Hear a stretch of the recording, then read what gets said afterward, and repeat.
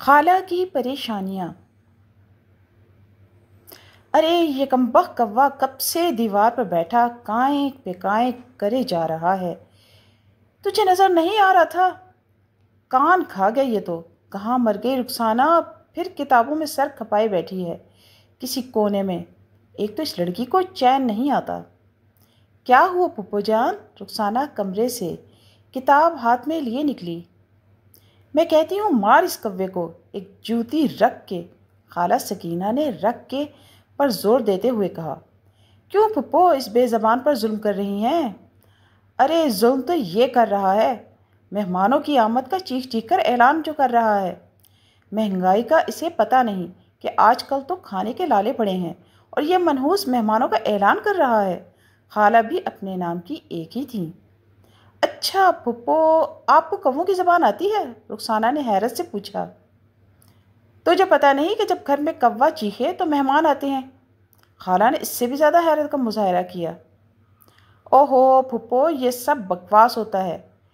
ایسے لوگوں کو تو ہم پرس کہتے ہیں، اور اگر اتفاق سے مہمان آ بھی جائے تو کیا ہوا؟ مہمان تو اللہ کی رحمت ہوتے ہیں۔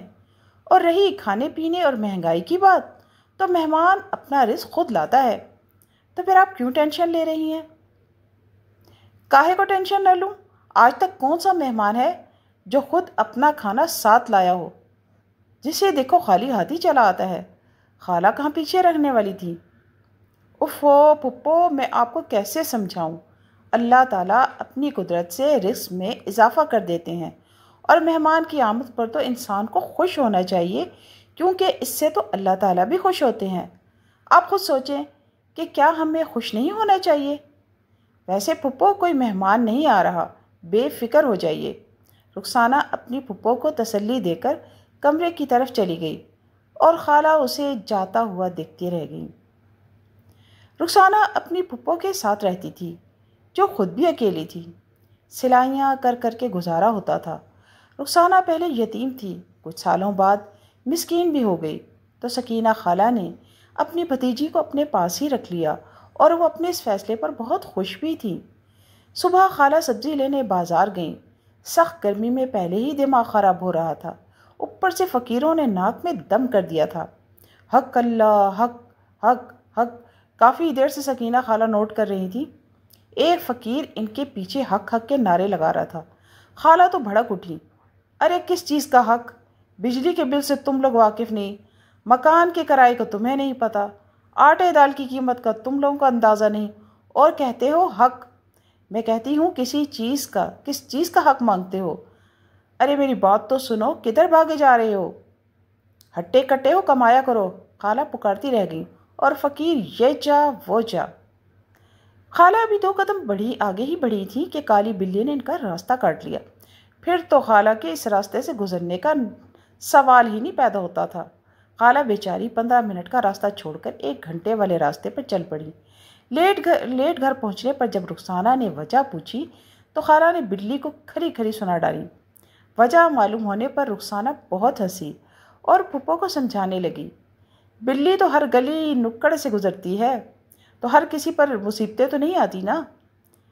بیٹا تو ان باتوں کو نہیں سمجھتی، یہ ہم عورتوں کی باتیں ہوتی ہیں۔ خالہ نے انگلی نچا نچا کر سمجھانے کی کوشش کی۔ رخسانہ بیچاری ٹھنڈی آہ بھر کر رہ گئی۔ بیٹا تو نے پہلے بھی کہا تھا کہ سب بکواس ہوتا ہے، لیکن وہ دیکھا نہیں تھا؟ کوا جب کہاں کہاں کر کے گیا، شام کو پھر سلطانہ بازی آئی نہیں تھی؟ خالہ نے سامنے والی پڑوسی کی طرف اشارہ کر کے کہا۔ تو وہ کون سا مہمان ہے؟ روز تو آ جاتی ہیں، ٹماٹر، ادرک، آلو، مرچیں مانگنے سے ایسا لگتا ہے ہم نے سبزیوں کی دکان کھول رکھی ہے۔ وہ بھی خالہ کی بھتیجی ہی تھی، کچھ تو اثر پڑنا تھا۔ ارے چپ کر، کچھ زیادہ ہی بولنے لگتی ہے آج کل تو۔ خالہ نے ڈپٹا اور سبزی اٹھا کر کچن کی جانب چل پڑی۔ دھڑ دھڑ دھڑ دھڑ، کون ہے؟ صبر کر لو، آ رہی ہوں۔ کسی نے بے صبری سے دروازہ پیٹا تو رخسانہ پیروں میں جوتی اڑس کر بھاگی۔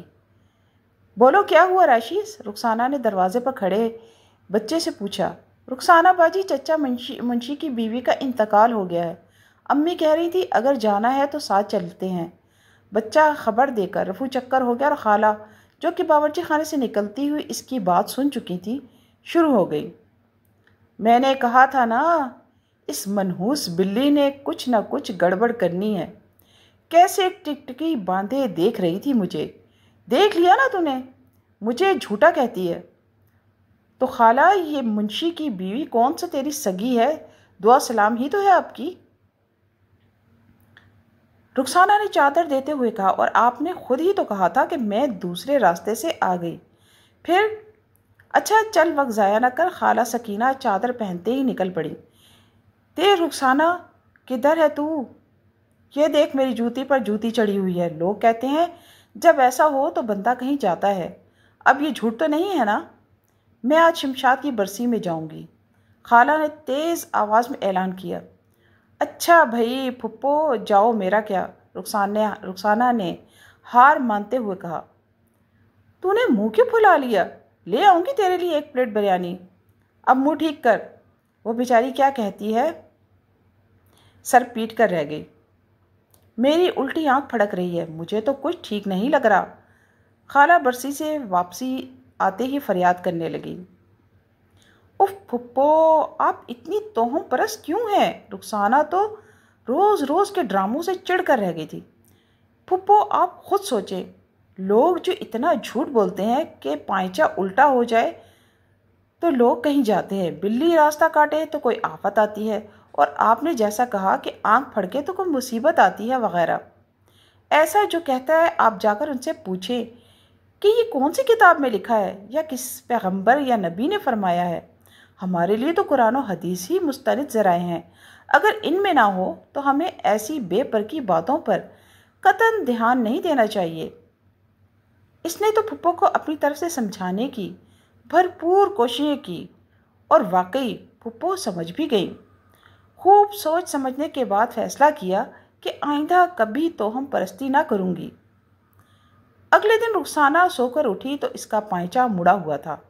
اسے معلوم تھا کہ خالہ نے توہم پرستی کو سلام کہہ دیا ہے، مگر الٹا پائچہ خالہ کو پرانی ڈگر پر نہ لے جائے۔ سکینہ نے اسے صحیح کرنا چاہا، مگر ایک خیال کے تحت اسے الٹا ہی چھوڑ دیا۔ خالہ اچانک کمرے میں داخل ہوئی، ان کی نظر سیدھی اس کے پائچے کی جانب گئی۔ اب یہ پائچہ، خالہ کہتے کہتے رک گئی۔ رخسانہ نے خالہ کی طرف دیکھا تو دونوں ہنس پڑی۔ خالہ سمجھ گئی کہ مہمان نے اگر آنا ہو تو اس کے لیے کبوں کا کائیں کائیں کرنا اور پائچے کا الٹا ہونا کوئی معنی نہیں رکھتا۔